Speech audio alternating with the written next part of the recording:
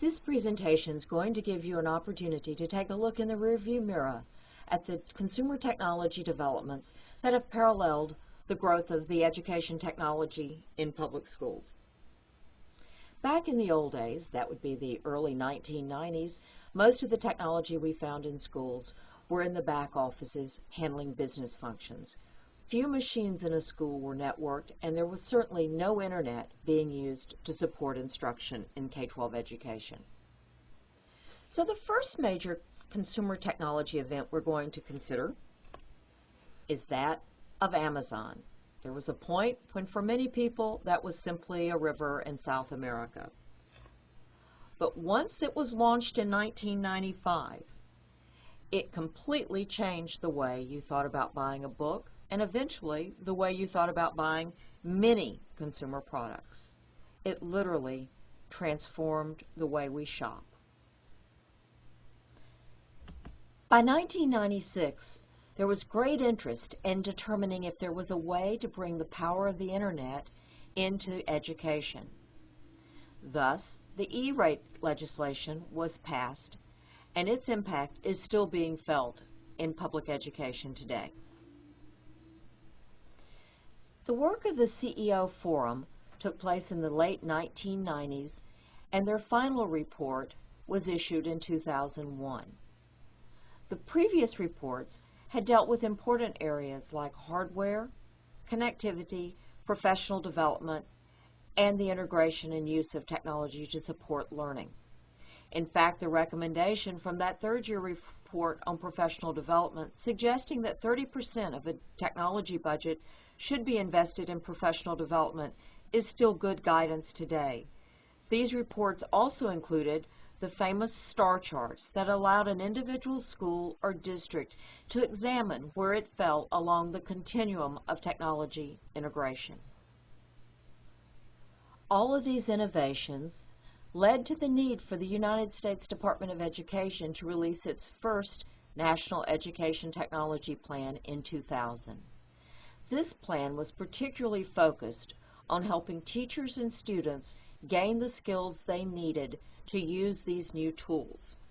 In some ways, looking back, you could look at this plan and think it was talking about learning technology just for the sake of technology. The second major consumer technology event we're going to consider is Google. And while you may think Google has been with us forever, that's really only been since the late 1990s. I'm sure you're familiar with using it to search out information on the internet, but if you've never checked out the Street View, it's well worth a look. That feature will allow you to seamlessly explore historic sites and even parts of the ocean floor. Overall, Google has transformed how we think about searching for and using information.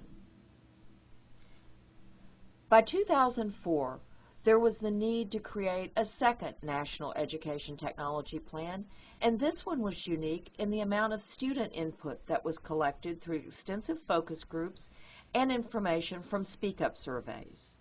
This was the first plan to start to talk a great deal about virtual learning and also to acknowledge that broadband access was going to be important to deliver these kinds of resources to public education.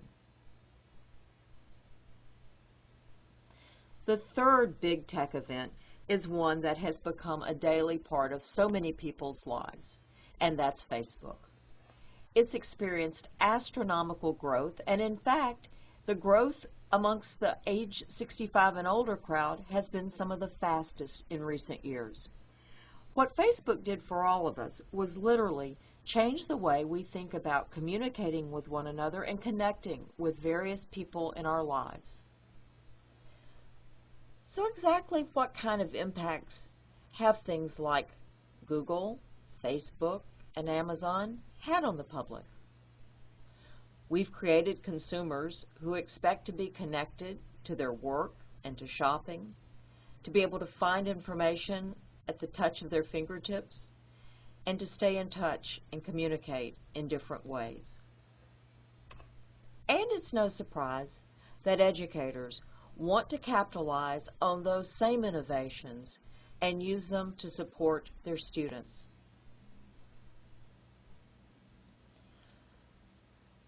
Those innovations have contributed to the need for the third National Education Technology Plan released in 2010.